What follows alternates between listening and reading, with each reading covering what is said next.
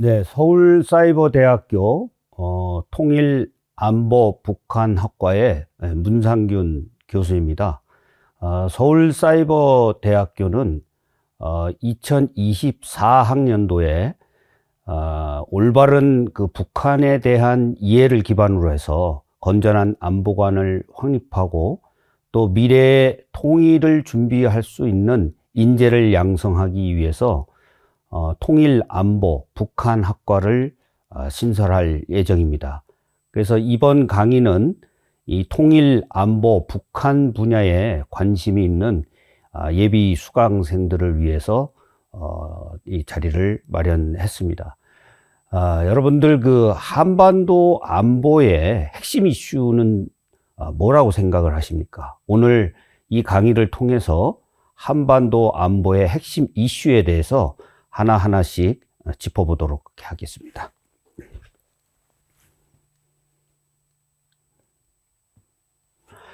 자, 여러분, 이 사진을 보면 어떤 것이 떠오릅니까? 지금 이 사진은 여러분들이 그 한양 도성길을 가다 보면 그 숙정문에서 창의문 방향, 그러니까 인왕산 방향으로 이렇게 가다 보면은 거기에 있는 소나무인데 여기에 이 총탄 자국이 지금까지 그대로 남아 있죠.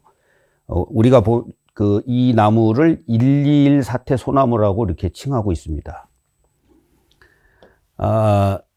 그 당시에 청와대에 무장공비 31명이 침투를 했어요. 그리고 29명이 사살당하고 1명이 도주하고 1명은 생포가 됐는데 지금 현재 대한민국 국민으로 지금 목사로 활동하고 있는 그 당시에 이제 무장공비로 침투했다 생포된 김신조 씨입니다.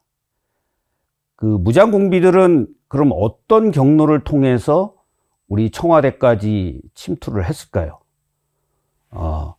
우리가 정전협정에서 얘기하는 MDL, 즉 군사분계선을 통과해서 DMZ, 비무장지대를 통과합니다. 그리고 파주와 그리고 북악산 일대까지 침투를 하게 되는데 그 당시에는 지금처럼 이렇게 민가가 밀집되어 있는 지역이 아니었죠.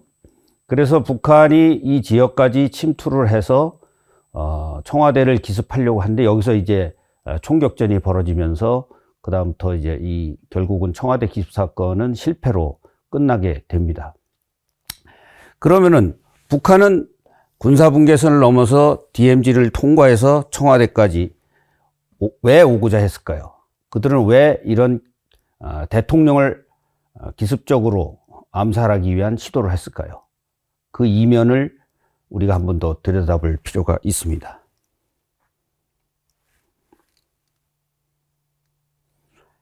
자, 이 장면은 뭐겠습니까? 이 장면은 지금 현재 여기에 북한군하고 유엔군이 섞여 있는데 1976년에 판문점에서 발생한 도끼 만행 사건입니다. 그러니까 여기에 있는 이 미류나무를 가지치기 하려고 시야에 방해가 되기 때문에 관측에 방해가 되기 때문에 이제 가지치기를 하려고 했던 유엔군 측 그 작업병력과 감시병력들을 향해서 북한군이 도끼로 만행을 저지른 거죠. 그래서 그때 당시에 미군 그 보니파스 데이 2명이 사망을 하고 다수가 부상을 당한 상황이 발생을 했습니다. 근데 이것이 일어난 이 장소가 JSA 공동경비구역입니다.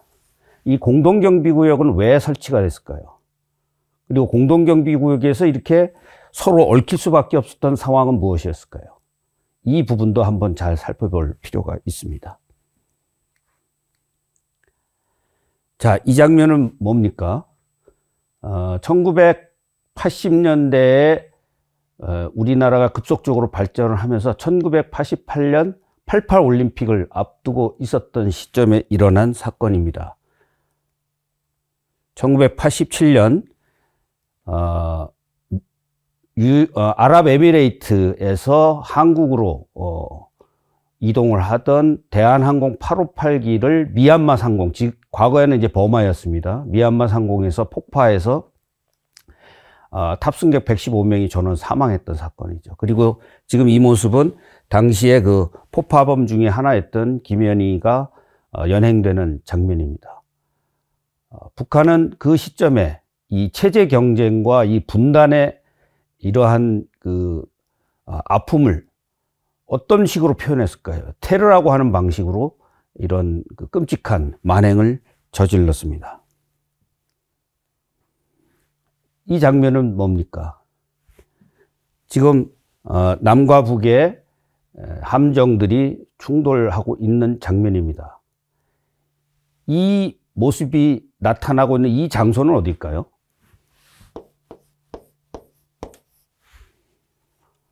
북방 한계선입니다. 지금 현재 이 모습은 제2연평 해전 때 우리 함정이 북한 함정을 밀어내고 있는 그러한 장면입니다. 이 북방 한계선 일대 서북 5개 도소가 있는 백령도와 대청도, 소청도, 연평도, 우도 지역에서 여러 차례 해전이 발생을 했습니다. 그래서 1연평 해전, 그리고 2연평 해전, 대청 해전. 그래서 1999년부터 2009년까지 세 번의 해전이 여기서 발생을 합니다. 왜 북방 한계선 일대에서 이런 충돌이 발생할 것일까요? 자, 이 장면도 여러분들 생생하게 기억을 하실 겁니다. 2010년에 백령도 일대에서 정상적으로 임무를 수행하고 있던 우리 천안함이 북한 잠수정이 쏜 어뢰에 격침이 되면서 46명의 우리 용사가 전사를 했습니다. 북한은 왜 여기에서 이런 도발을 감행했을까요?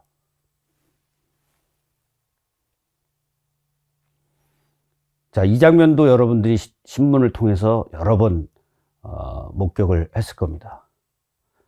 북한이 2010년 11월에 연평도 호국 훈련을 하면서 정상적으로 훈련 임무를 수행 중이던 우리 해병대와 또 민간인 그 지역을 향해서 무차별 포격을 가했습니다. 그래서 우리 해병대원 2명이 사망하고 민간인도 2명이 사망하는 그런 상황이 벌어졌죠.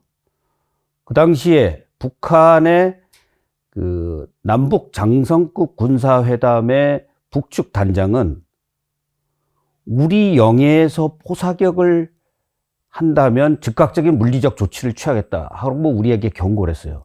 왜 우리의 관할 수역 내에서 이루어지고 있는 정상적인 포사격 훈련을 북한은 자기네들의 영해라고 주장을 하고 있을까요?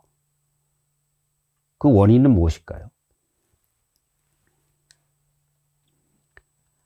그리고 북한은 김일성부터 김정은에 이르기까지 3대에 걸쳐서 사활적인 노력을 기울여서 핵무기를 개발을 해 왔습니다. 북한의 핵무기는 핵탄두, 그리고 다양한 투발수단, 그리고 정찰수단에 이르기까지 다양한 경로를 통해서 지금까지 핵무기를 개발해 오고 있고, 이미 북한의 핵무기 능력은 고도화되어 있다, 이렇게 지금 평가를 받고 있습니다. 북한은 왜 이렇게 핵무기 개발에 집착을 할까요? 그리고 우리 한반도 안보는 북한의 핵으로 인해서 지금 어떤 위험에 처해 있을까요? 이런 문제들을 이제 하나하나 제가 짚어가면서 강의를 진행을 하도록 하겠습니다.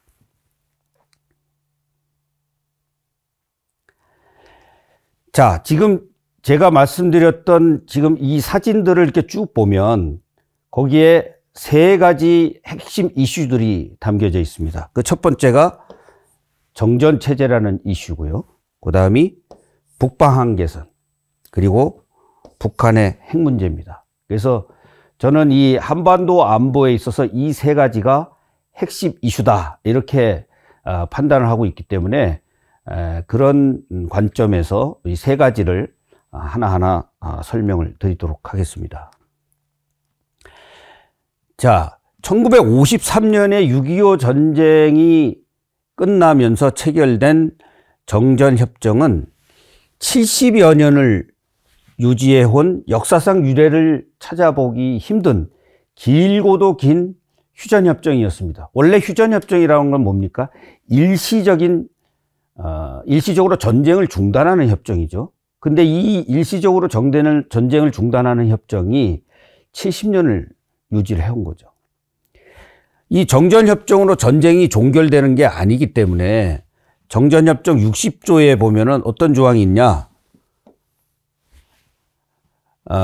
관련국들이 이 문제를 해결하기 위해서 정치회담을 열 것을 각국에 건의한다. 이렇게 되어 있습니다. 그래서 1954년에 남과 북, 또 미국을 비롯한 그 유엔 참전국들, 그리고 중국과 소련, 이 관련 정부 관계자들이 제네바에서 정치회담을 개최를 합니다. 그래서 한국 문제의 평화적 해결 문제를 어떻게 해결할 것인가 라고 협의를 했는데, 이때 첨예하게 부딪힌 것이 외국 군대의 철수 문제입니다.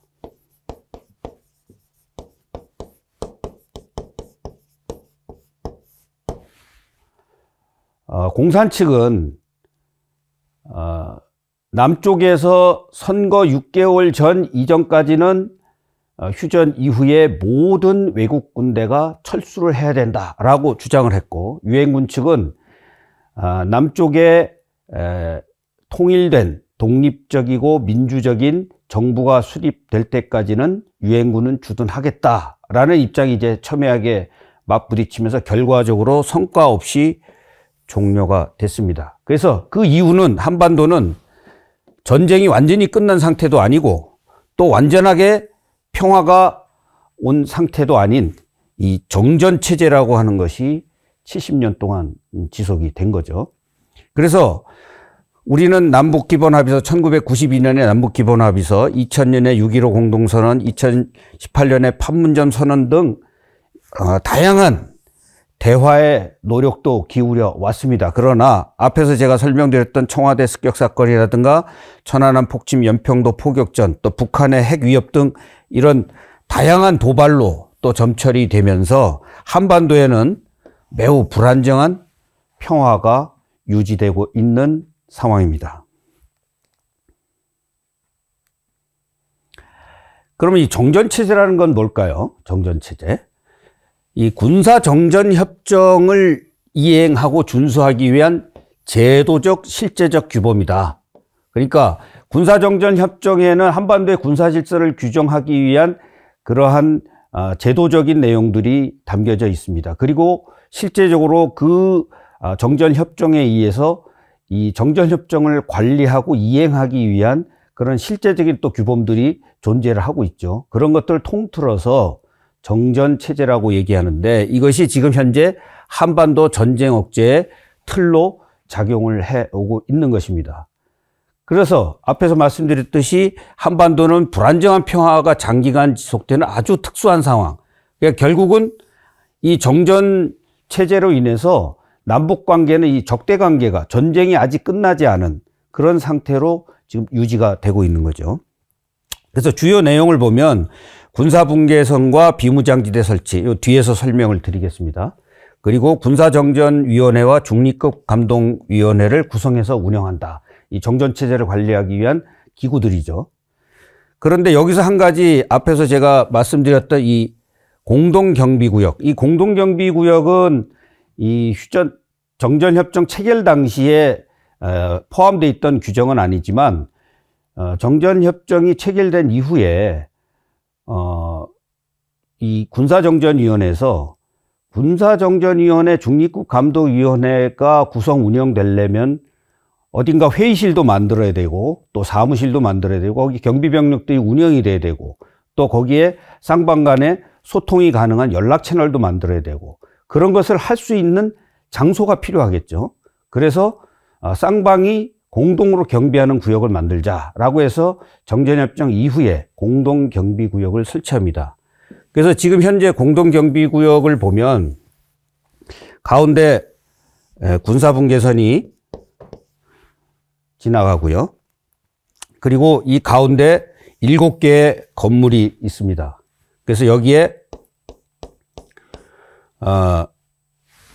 군사정전위원회하고 또 중립국감독위원회 건물들이 들어서 있죠.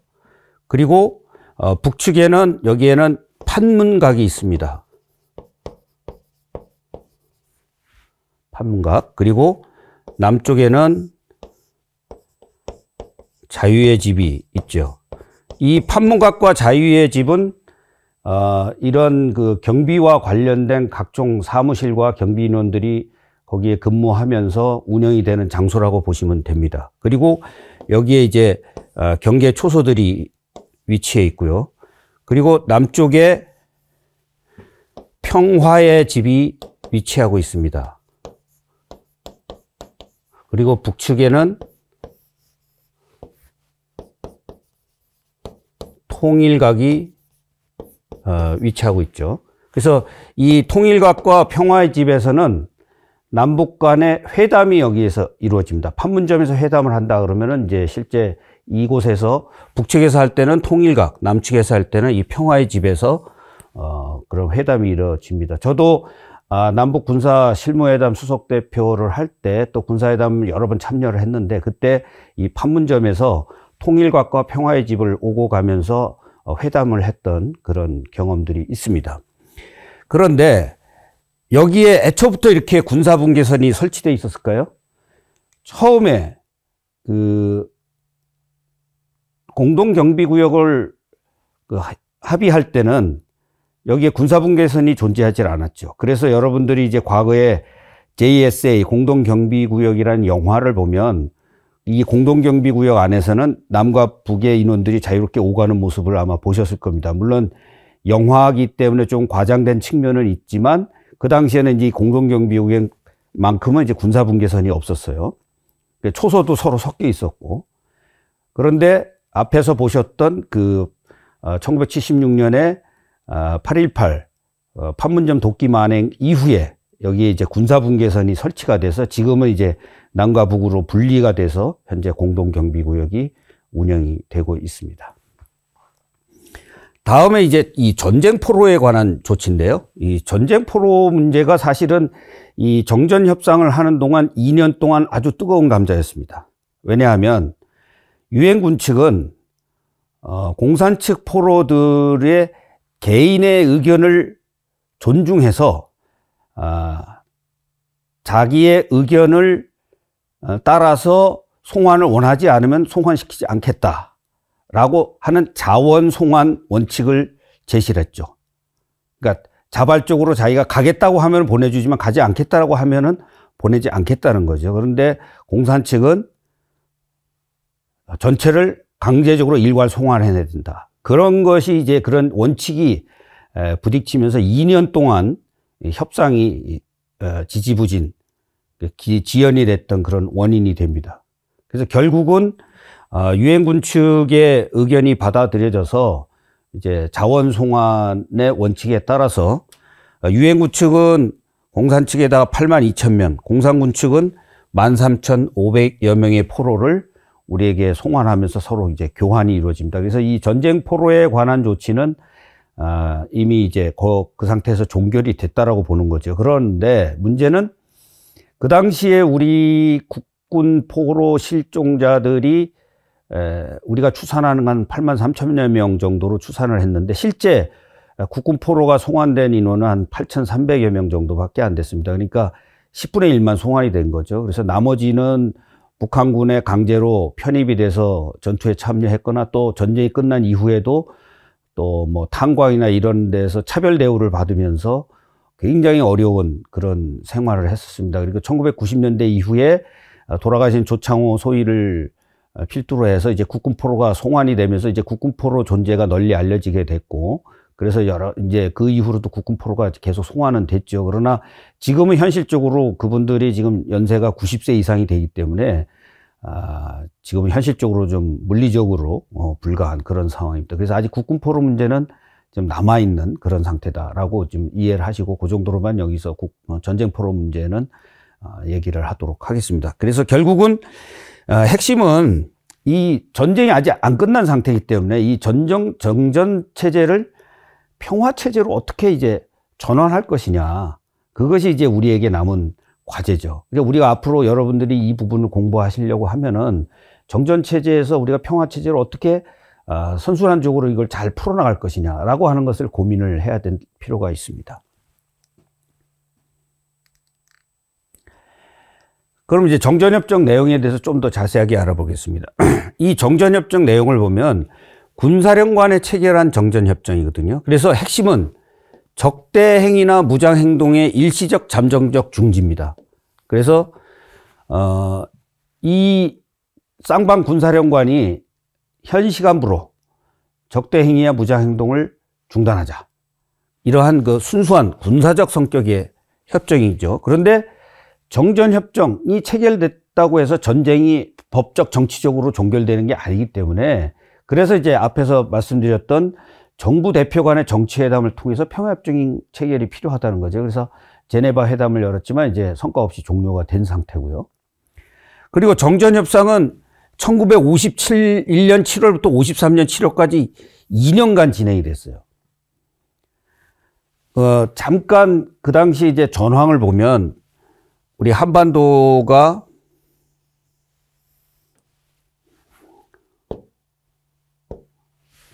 한반도를 제가 이렇게 그려보면, 여기에 그 당시에는 38선이 존재하고 있었죠. 그래서 1950년 6월 25일에 북한이 불법 남침을 합니다. 그래서 우리가 계속 밀리면서 어디까지 밀리죠? 이 낙동강 전선까지 밀리게 됩니다. 그리고 맥어더 장군이 지휘하고는 그 유엔군에 의해서 인천 상륙작전이 전개가 되면서 북한군이 후퇴를 해서 우리가 국경선 일대 초산 지역까지 올라가게 되죠. 그런데 중공군이 이제 개입을 하게 되죠. 중공군이 개입을 하면서 우리가 일사후퇴를 하면서 전선이 밀리면서 서울까지 또 다시 빼앗기게 됩니다. 그리고 다시 올라가서 전쟁이 2년 동안 진행된 곳이 어디냐? 바로 지금 휴전선 일대에 그 전선이 형성이 되면서 2년 동안 그 일대에서 치열한 고지전이 벌어진 거죠. 그래서 고지전을 통한 혈전이 진행이 되면서 또 한편에서는 이 협상장에서 정전을 위한 설전이 진행이 됩니다. 그러면서 이 최종적으로 군사분계선을 현 접촉선에서 설정한다라고 하는 것이 합의되면서도 엄청난 한 치의 땅이라도 더 뺏기 위한 그런 치열한 전투가 진행이 되죠. 그래서 결국은 2년 동안 여기에서 수많은 사상자가 발생을 하게 됩니다. 그래서 당시에 유엔군 측 조이 제독은 유엔군 측 그때 그 정전협상 수석대표입니다. 이 정전협정과 같은 협정을 체결해서는 안 된다라고 회상을 할 정도입니다. 그래서 진짜 2년 동안 이 공산 측의 그런 지연 전술에 계속 끌려다닐 수밖에 없었던 상황에서 우리는 수많은 피해를 감수할 수밖에 없었다라고 회고를 한 것이죠. 그래서 유엔군 측과 공산 측은 이제 760여의 협상을 거쳐서 1953년 7월 27일에 결국 정전 협정을 체결을 하게 되는데, 자, 여기 이 서명란이 보이시나요? 이 정전 협정의 최종 이제 서명을 했던 부분입니다. 그러니까 조선인민군 최고사령관 김일성, 또 중국인민지원군 사령관 팽덕회, 국제연합군 총사령관 미국 육군대장 마크 W. 클라크. 뭐 좀 이상하지 않습니까? 네, 이 북한식 표기입니다. 그러니까 그 당시에 여기에 왜 우리 대한민국은 서명자로 참여를 하지 않았을까요? 이 정전협정은 북한 애들이 작성을 한 겁니다. 그렇기 때문에 북한식 표기가 쓰여진 거죠. 그래서 이 당시에 우리 정부는 이승만 대통령은 휴전에 반대를 했죠. 그래서 북진 통일을 주장을 하면서 끝까지 휴전을 반대를 한 겁니다. 그 대신에 이제 이승만 대통령의 의도는 뭐였냐면 이 휴전협정이 체결되기 이전에 미국하고 한미 상호 방위 조약을 체결해야 된다. 왜냐하면 이 휴전협정이 체결된 이후에 들어왔던 모든 유엔군들이 철수하게 된다면 제2의 6.25 전쟁이 일어났을 때 과연 우리가 또 그런 도움을 받을 수 있을 것인가. 그리고 우리의 국력이 너무나 미약한 상황이었기 때문에 미국과 상호 방위 조약을 체결해야 된다라고 하는 점을 강조를 했죠. 그래서 결국은 한미가 합의를 해서 한국이 이제 휴전협정을 방해하지 않는다는 조건으로 해서 휴전 이후에 한미 상호 방위 조약을 체결하는데 결국은 합의를 하게 됩니다. 굉장히 이제 중요한 그런 터닝 포인트가 된 거죠.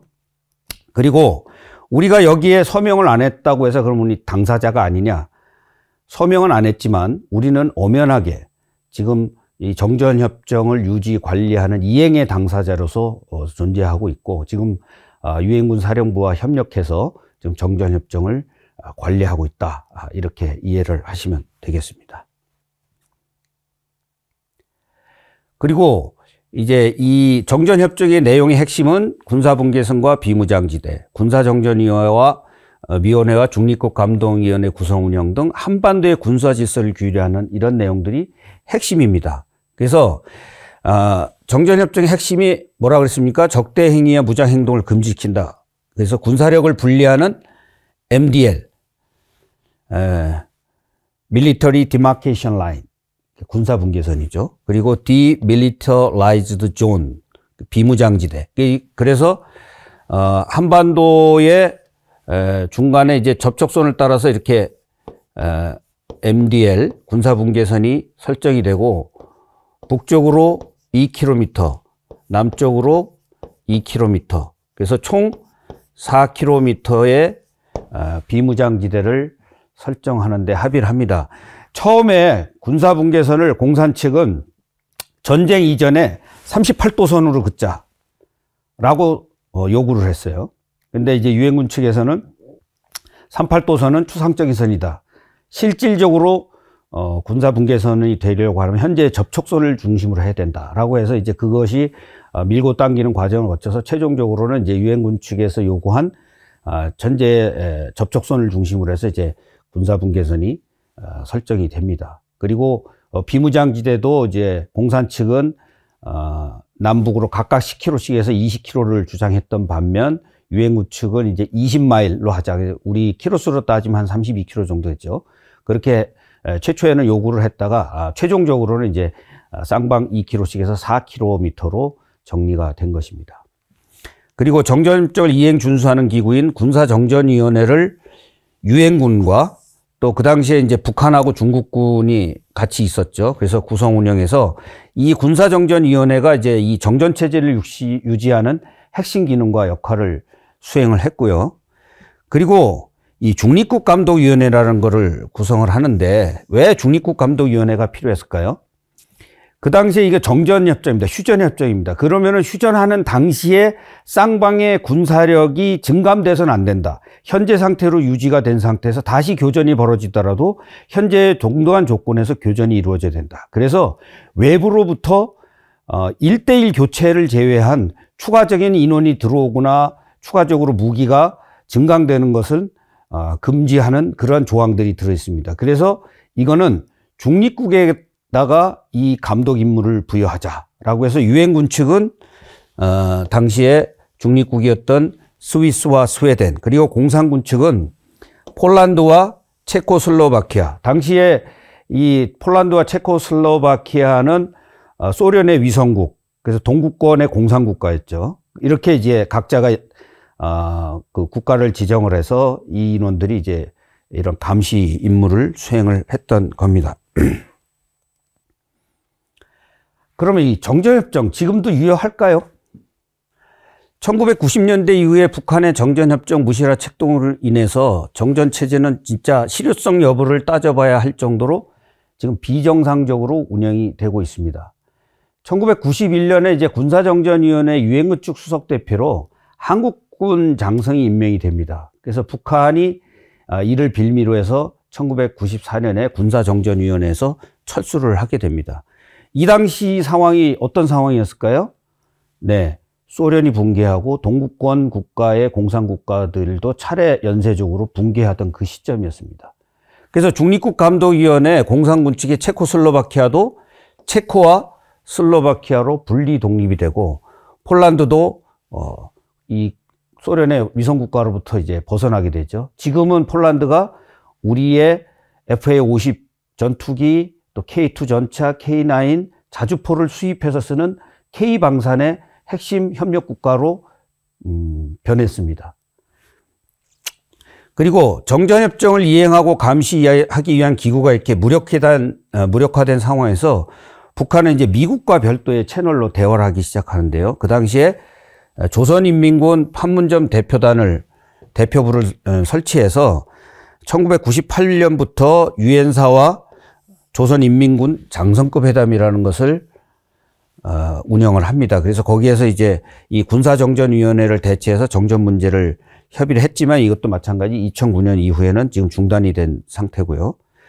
그리고 북한은 위기시마다 정전협정 백지화 등 정전협정 파기 등을 위협을 하면서 정전협정을 무력화시켜 왔습니다. 현재는 아주 이 최소 기능만 유지가 되고 있는 거죠. 이 최소 기능이라고 하는 건 결국은 이제 군사분계선과 또 DMZ를 통해서 쌍방의 무력이 분리되고 있는 것, 그리고 이것을 이제 유지 관리하기 위한 그런 기능만 지금 현재 유지가 되고 있다. 이렇게 보시면 될 것 같습니다. 이게 정전체제와 평화체제가 뭐 달라지는 게 뭐냐?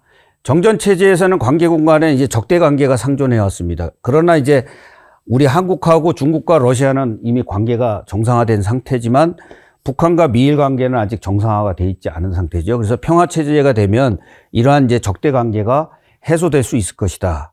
그리고 남북 관계에서는 이제 교류 협력이 중단됐다, 추진됐다 하는 그 기복은 있지만 기본적으로는 이제 교류 협력도 추진을 하게 되는데 평화체제가 되면 이제 정치적 화해와 교류 협력을 제도화하게 되는 거죠. 그리고 군사적으로는 지금 대치 상황이고 정전협정과 유엔사와 북한군 간의 정전관리기구가 운영이 되고 있지만 이 평화체제가 되면 평화협정을 체결하면서 남북 간의 평화관리기구를 운영할 수 있는 시스템으로 변화가 될 수 있다. 그래서 엔드스테이트 최종 상태는 지금 현재 정전 상태에서는 협력도 이루어지지만 또 군사적 충돌 가능성이 병존하는 그런 상태가 되지만 평화체제가 되면 전쟁의 위험이 감소된 평화 공존 상태로 변화될 수 있다라는 겁니다. 그런데 과연 그럼 평화체제가 가능할까요? 지금 1997년부터 98년까지 남북 미중이 참여하는 4자 회담이 개최가 됐었습니다. 그러나 북한이 북미 간의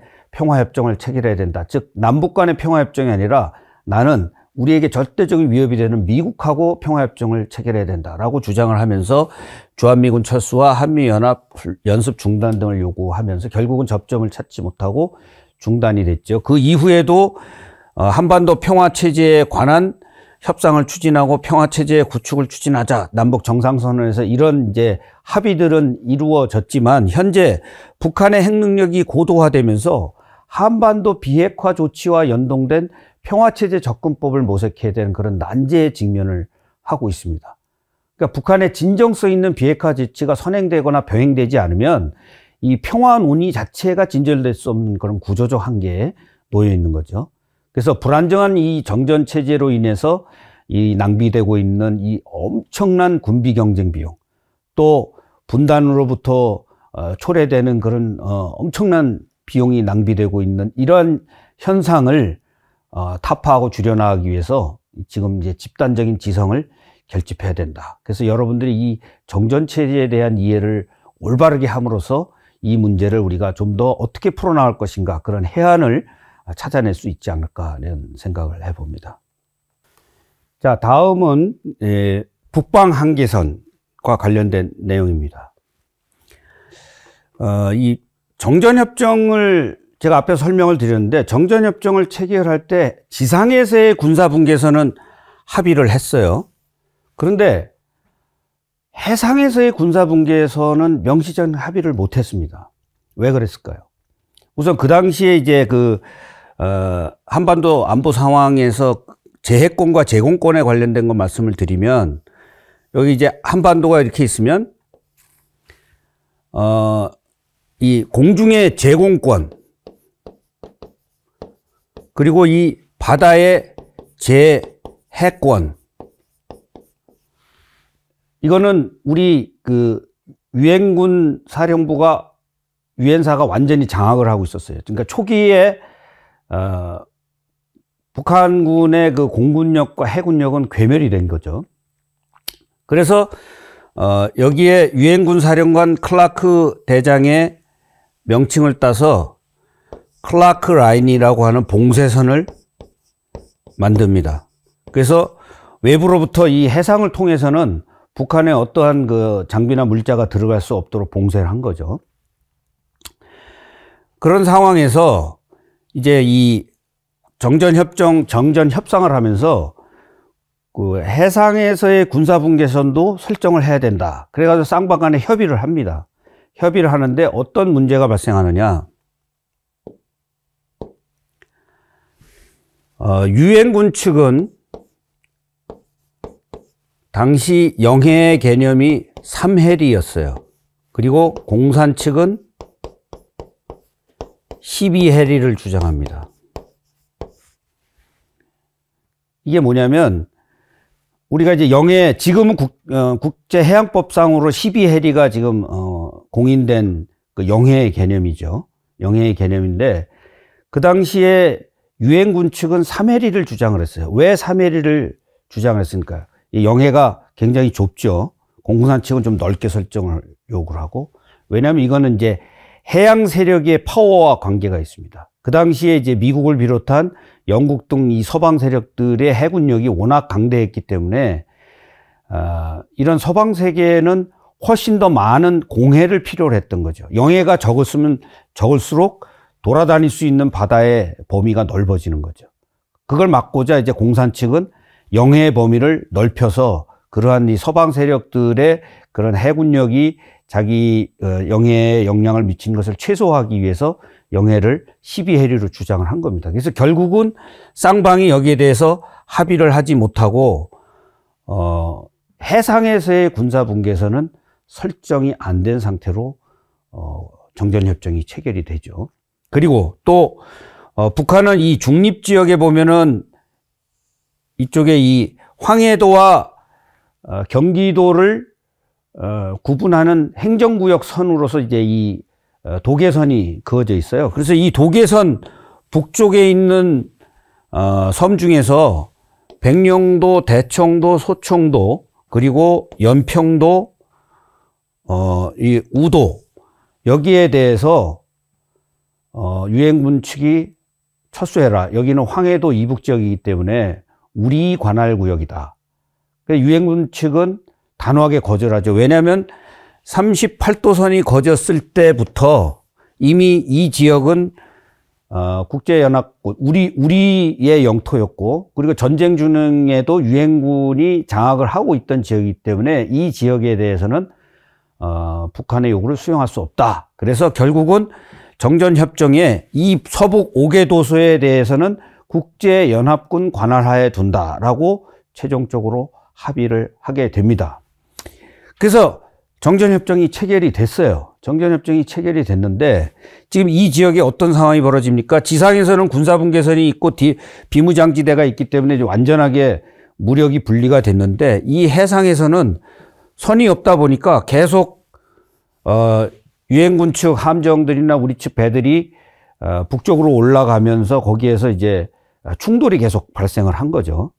근데 원래 정전협정의 취지가 뭐라 그랬습니까? 적대 행위와 무력 충돌을 금지하는 것이다. 유엔군 사령관의 입장에서 보면은 이 정전협정을 유지 관리하기 위해서 해상에서의 군사분계선 설정에는 합의하지 못했지만 우리의 이 경비 활동, 초계 활동을 제한시켜서 쌍방 간의 무력 충돌이 벌어지지 않도록 하기 위해서 여기에 이제 그 북방 한계선을 유엔군 사령관이 설정을 하게 됩니다. 그래서 이 서북 5도소와 북한군의 북한의 이 황해도 지역에 계략적으로 이제 중간선을 따라서 북방 한계선이 설치가 되죠.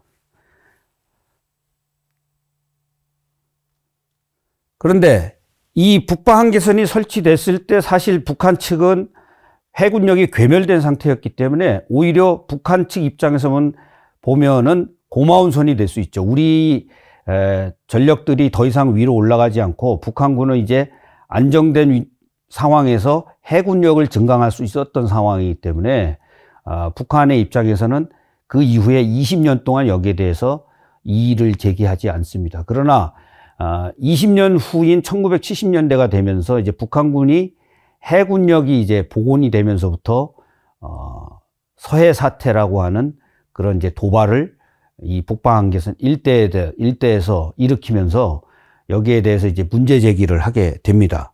그래서 자기네들은 여기에 지금 표시되어 있는 이 황해도와 경기도의 도계선인 가나선 이북지역, 이 이북지역은 자기네들 영해다라고 주장을 하게 되죠. 당연히 우리가 이것을 수용하지는 않았습니다. 그러면서 이제 군사정전위원회 회의에서 이러한 문제들을 본격적으로 제기한 시점이 이 1973년부터다라고 이해를 하시면 되고요. 분명히 여기에서 한 가지 더 첨가해서 말씀드릴 것은 이 황해도와 경기도의 도계선은 정전협정에 첨부된 지도에 어떻게 명시가 되어 있냐면 어떠한 중요성도 갖지 못한다. 즉 여기에는 어떤 의미도 없고 의미를 두려고 해서도 안 된다. 즉 이건 단순한 행정 경계선이다 라고 하는데 이거를 마치 이제 해상의 경계선처럼 북한이 주장을 하고 있는 그런 상황입니다. 그리고 1999년에 이 지역에서 앞에서 제가 잠깐 말씀드렸지만 제1연평 해전이 발생을 합니다. 그때 북한이 이 황해도와 경기도 도계선의 연장선을 긋고 이쪽 북쪽은 자기네들 관할수역이고 남쪽은 이 남쪽의 관할수역이다라고 일방적으로 선포를 하게 되죠. 물론 수용하지는 않았죠. 그리고 그러다 보니까 어떤 문제가 생기냐면 이제 여기는 우리 관할 도서기 때문에 그러면 이 관할 도서는 자기네들이 수로를 만들어서 2마일씩 수로를 만들어 줄 테니까 이 수로를 통해서만 통항을 하라라는 그런 억지 주장도 하게 됩니다. 그리고 2000년 이후에는 이 지역에 자기네들이 말하는 소위 개선이라고 하는 것을 주장을 합니다. 경비 개선을 주장을 하면서 자기네들도 선이 있다. 그렇기 때문에 너희들은 이 선을 넘으면 안 된다라고 주장을 하면서 이제 이 북방 한계선 일대에 충돌이 여러 번 발생하게 되는 그런 이제 원인이 되기도 합니다.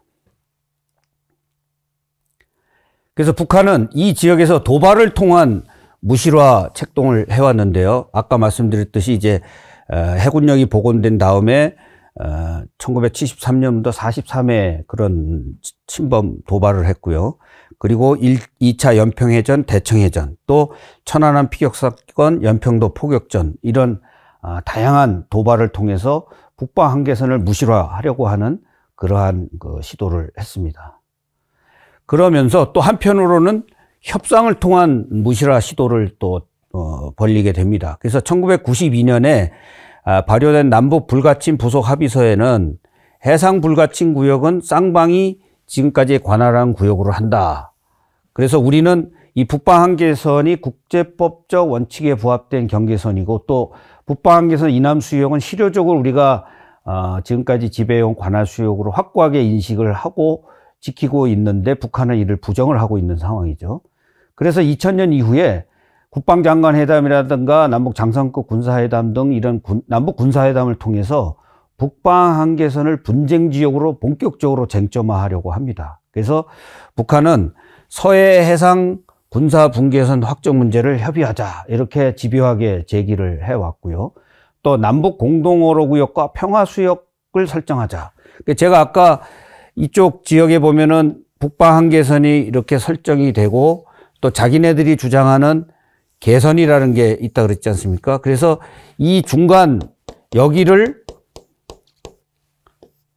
평화수역으로 만들고 이 안에 이제 공동어로 구역을 만들어서 운영하자. 그러면 결국은 이 얘기는 뭐냐면 NLL 이남 지역, 북방 한계선 이남 지역에 자기들의 관할 수역을 더 넓히는 효과를 가져올 수 있기 때문에 이걸 계속적으로 이제 주장을 한 거죠. 결국은 뭐 이 문제도 쌍방간의 입장차가 워낙 크기 때문에 뭐 진전된 합의는 없었습니다. 그래서 현재 우리 군은 북방 한계선은 실질적인 해상 경계선으로 지금까지 피로써 지켜왔고 또 앞으로도 지켜나갈 것이다. 이런 이제 확고한 의지로 사수를 해오고 있는 상황이고요. 그래서 북한은 앞에서 말씀드렸던 그런 NLL 일대에서의 도발 또 이 협상을 통해서 화전양면 전략으로 이 북방 한계선을 무시로 하는 그러한 시도를 지금까지 해오고 있습니다. 그래서 이 북방 한계선은 한반도 안보의 화약고입니다. 그리고 이 서부 5개 도서 지역은 황해도에 주둔하는 이 북한군 4군단 전력과 이 대치하고 있기 때문에 그 육상에 전력이 배치되고 지원을 받는 그런 그 4군단과는 지리적 군사적으로 매우 불리한 상황이죠. 여기에는 다량의 방사포와 해안포 또 지대함 미사일 등으로 기습 공격이 가능하기 때문에 우리가 2010년에 연평도 포격전 이후에 서북 도서 방어사령부를 창설해서 합동 전력을 운영한 이제 서북 도서 방어 작전의 실효성을 제고를 하고 있습니다. 그래서 우리가 이제 이 북방 한계선과 기원과 그 의미를 좀 정확하게 이해를 하고 이 북방 한계선 일대를 둘러싼 안보 현실을 좀 직시하는 것이 한반도 안보를 이해하는데 굉장히 중요한 출발점이다. 이렇게 말씀을 드릴 수 있을 것 같습니다. 자, 마지막으로 이제 북한의 핵 문제와 관련된 내용인데요.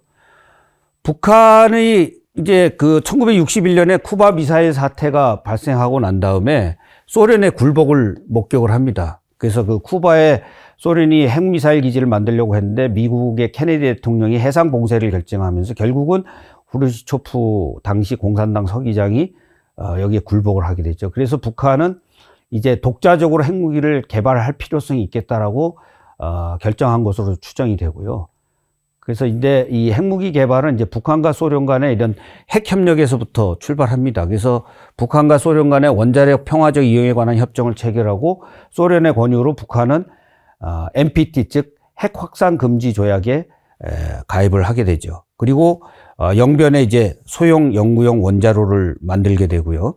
1970년대부터 독자적인 핵무기 개발을 본격적으로 추진해서 영변에 사용 후 연료봉을 추출할 수 있는 5메가와트 원자로를 건설하고 또 핵무기는 이 고압 고온으로 이 핵폭발 물질을 폭파시킬 수 있는 이 기폭장치가 필요하기 때문에 이 기폭장치 제조를 위한 고폭약 실험도 시작을 합니다. 그리고 플루토늄 추출을 위한 이 재처리 시설, 이 재처리 시설이 사실은 이 사용 후 핵 연료봉을 처리하면서 여기에서 이제 무기급 플루토늄을 추출할 수가 있는 거죠.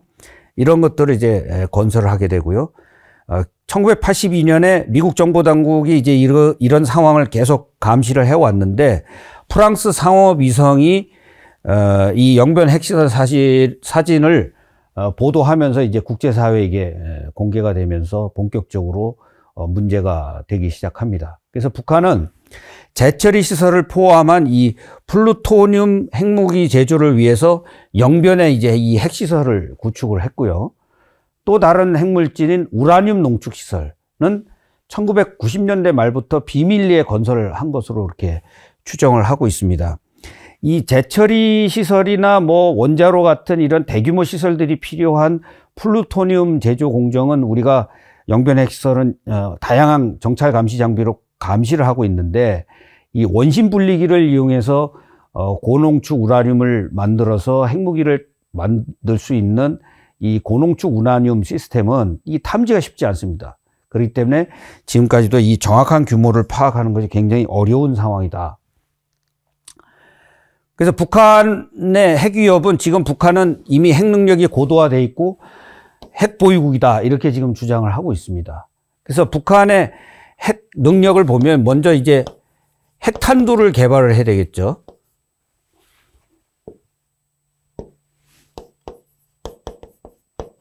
이 핵탄두는 어떻게 개발합니까?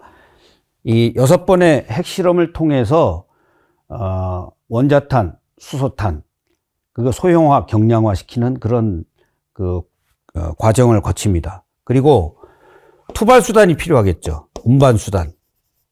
여기에는 뭐 당시 2차 세계대전 당시 일본에다 그 핵폭탄을 투하했던 전략 폭격기가 있을 거고, 그 다음에 신속하고 빠르고 정확하게 타격할 수 있는 미사일이 있을 겁니다. 미사일도 뭐 지상, 해상, 수중 다양한 방식이 있을 거고요. 그리고 뭐 해거래라든가 요새는 이제 무인기를 이용해서도 핵무기를 투하할 수 있는 이런 단계로까지 이제 계속 발전을 하고 있습니다. 그래서 북한은 처음에는 위성 발사 명분의 장거리 미사일을 개발하면서 IRBM 중거리 탄도미사일, 또 ICBM 대륙간 탄도미사일, 또 SLBM 그 잠수함 발사 탄도미사일, 이렇게 다양한 형태로 개발을 해 왔습니다. 핵탄두 개발에 6번의 핵실험이 있었는데요. 처음에는 이제 0.8킬로톤 정도 규모, 진도 규모 3.9 정도 규모로 해서 2006년에 1차 핵실험을 합니다. 그리고 이제 3차 핵실험에 가서 위력이 6 내지 7킬로톤. 그래서 그때 소형화, 경량화된 원자탄을 만들었다. 이렇게 지금 주장을 했고요. 그리고 이제 이 시점부터가 김정은이 집권한 이후입니다.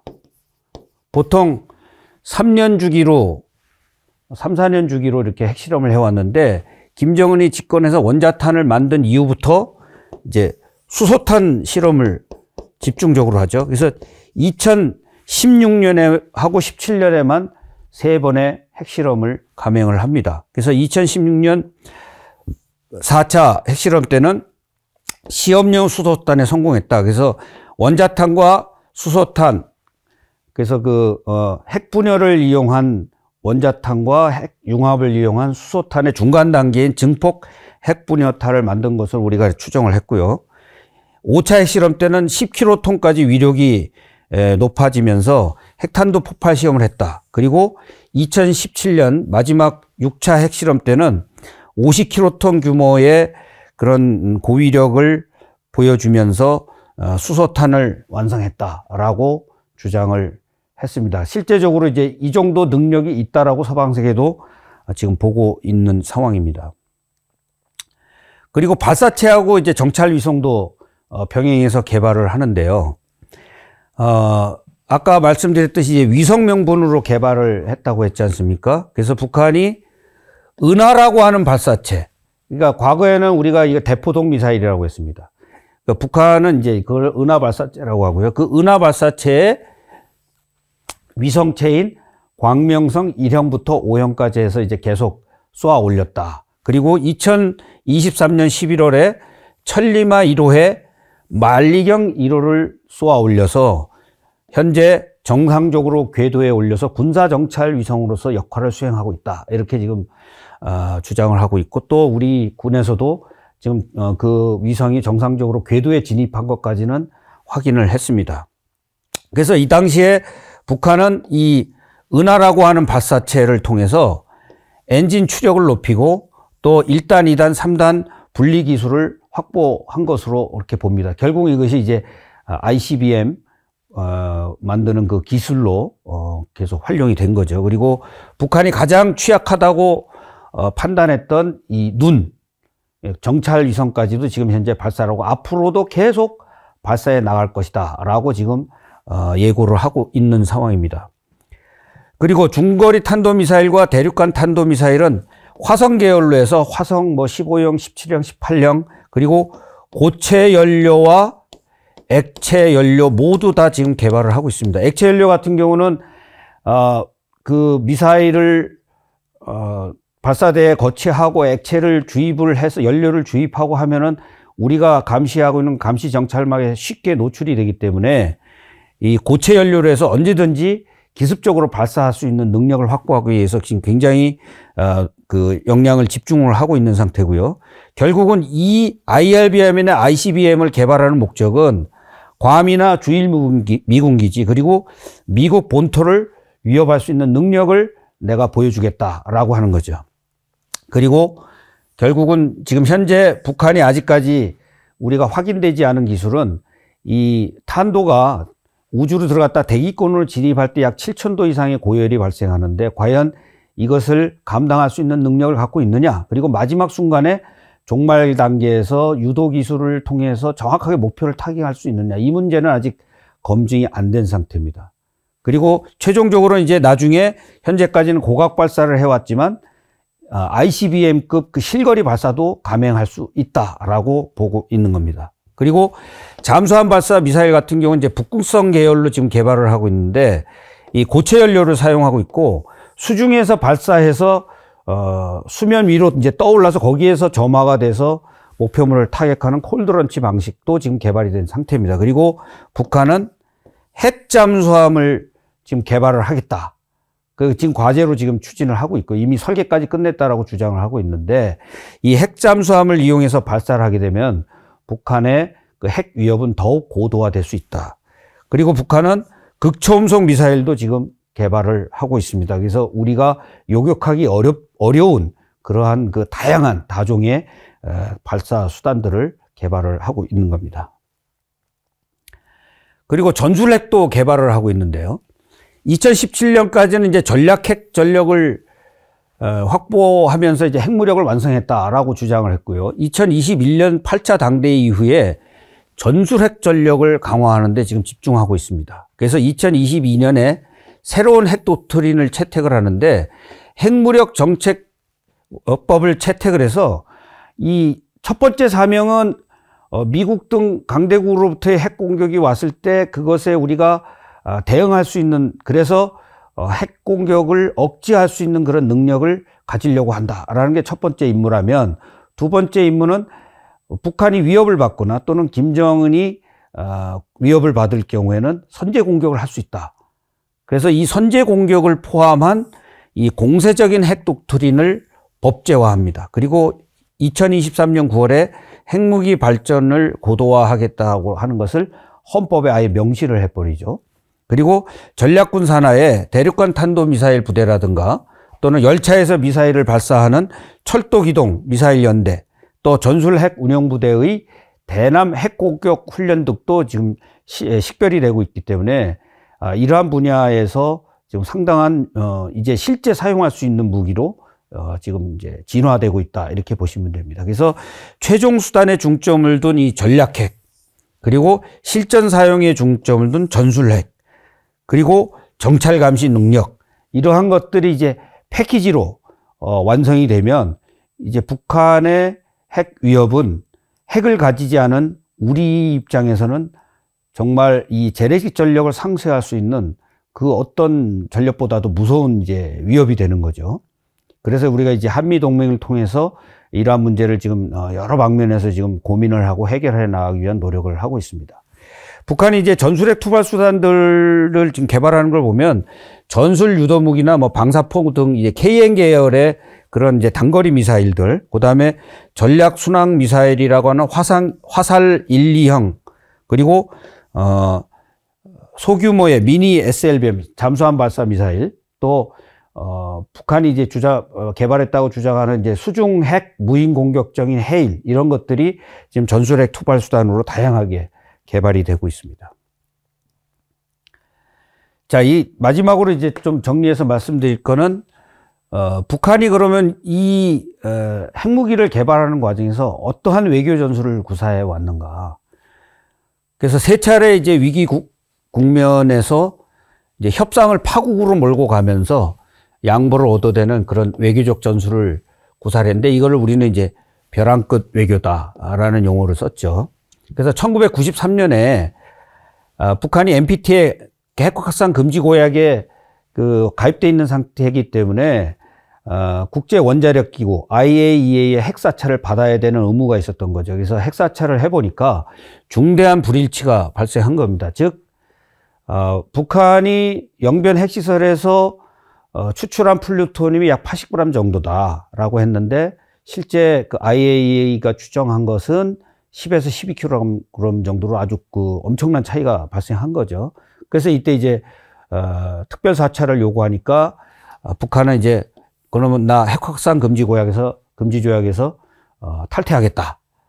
그래서 다급해진 미국이 이제 결국은 미북 고위급 회담을 개최합니다. 그래서 정전협정 이후에 최초로 이때 미국과 북한 간의 직접 대화가 진행이 됩니다. 그러나 IAEA가 특별 사찰을 통해서 뭐 원자로라든가 재처리 시설을 사찰하겠다고 하는데 결국은 이제 북한이 그건 군사시설이다. 이건 수용할 수 없다. 그래서 갈등이 빚어지다가 5메가와트 원자로의 연료병 8,000개를 인출합니다. 이 연료병을 8,000개 인출한다는 건 뭐냐면 거기에 기록되어 있는 핵 관련 모든 기록들을 추적할 수가 없게 된다는 의미와 또 이 사용 후 핵연료병을 인출하면서 이것을 이제 재처리 시설에서 처리를 하게 되면 이제 무기급 플루토늄을 실제 만들어낼 수 있다는 거죠. 상당한 위기였던 것입니다. 그래서 결국은 1994년에 제네바 합의가 체결이 됩니다. 그래서 영변에 있는 이제 핵시설을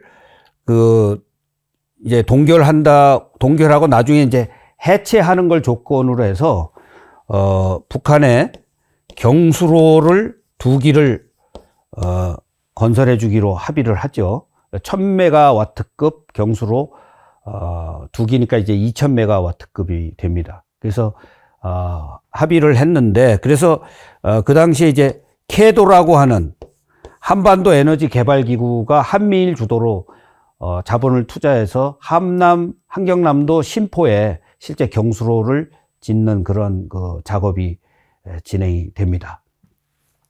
그러나 이것이 이제 쭉 진행이 되다가 2002년에 북한이 이제 미국 측에서 계속 북한이 고농축 우라늄 프로그램을 활용해서 지금 우라늄 농축을 하고 있다라는 걸 포착을 하고 계속 추궁을 하자 북한이 더한 것도 할 수 있다라고 하면서 사실상 시인을 하게 되죠. 그래서 2차 북핵 위기가 촉발하고 이때는 남북과 미국, 중국, 러시아, 일본이 참여하는 6자 회담을 개최해서 나중에 최종적으로 이제 9.19 공동성명을 채택을 하게 되는데 여기에서도 미국은 CVID를 요구합니다. 완전하고 complete, verifiable, 검증 가능하며 irreversible, 불가역적인 dismantlement, 해체를 요구를 하는데 북한은 이를 수용을 하지 않죠. 결국은 이제 북한이 핵보유를 선언하면서 또다시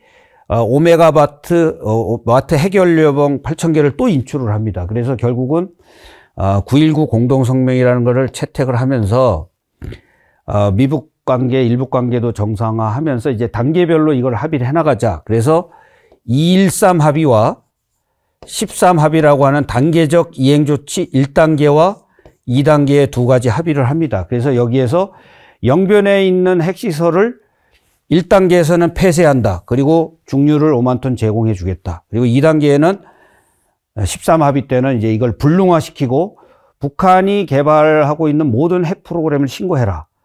그리고 중유 우리가 100만 톤을 제공해 주겠다. 뭐 그 외에 다른 것들도 있지만 이제 핵심만 말씀을 드리는 겁니다.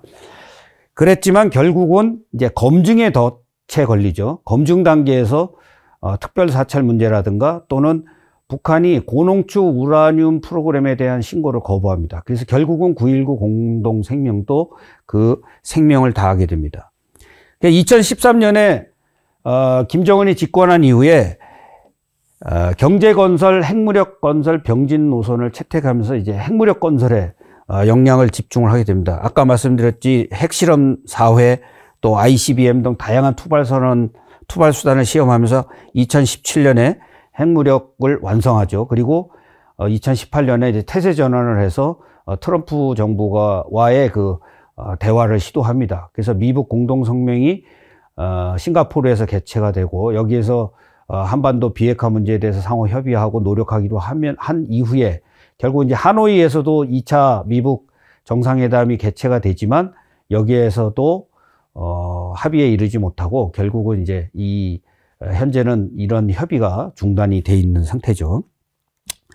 그래서 이런 북한이 위기 상황으로 몰고 가기 위한 수단과 행동 양태, 또 합의를 통해서 위기가 해소되는 방식, 또 합의가 파기되고서 다시 핵위기에 이르는 이런 과정들이 굉장히 유사하다. 그래서 우리가 이 벼랑끝 외교의 이 패턴을 잘 이해해야만 우리가 북한과의 어떤 문제를, 특히 핵 협상을 하는 데서 굉장히 중요한 포인트다. 그래서 도발과 협상을 반복하는 북한의 벼랑끝 전술을 좀 정확하게 이해하고 이러한 상황이 반복되지 않도록 지혜로운 전략을 좀 고민할 필요가 있다, 이렇게 봅니다. 자, 오늘 제가 이 한반도 안보의 핵심 이슈 3가지에 대해서 좀 큰 틀에서 큰 흐름만 한번 쭉 짚어봤습니다. 이 세세하게 들어가려면 이 자체만 갖고 또 몇 시간을 강의를 해야 되는 내용이고요. 그래서 서울사이버대학교의 이제 통일안보 북한학과에서는 이제 이런 북한에 대한 이해를 기반으로 해서 이제 건전한 안보관을 확립을 하고, 그리고 미래의 통일을 준비하는 그런 인재를 양성하기 위해서 최선의 노력을 다할 것이고요. 또 이 통일, 안보, 북한 분야의 이러한 3분야를 융합하는 이 학문적 체계화를 달성하고자 하기를 원하는 그런 예비 수강생들께서 우리 서울사이버대학교의 통일안보 북한학과에 많은 관심과 지원을 당부를 드립니다. 오늘 강의 경청해 주셔서 감사합니다.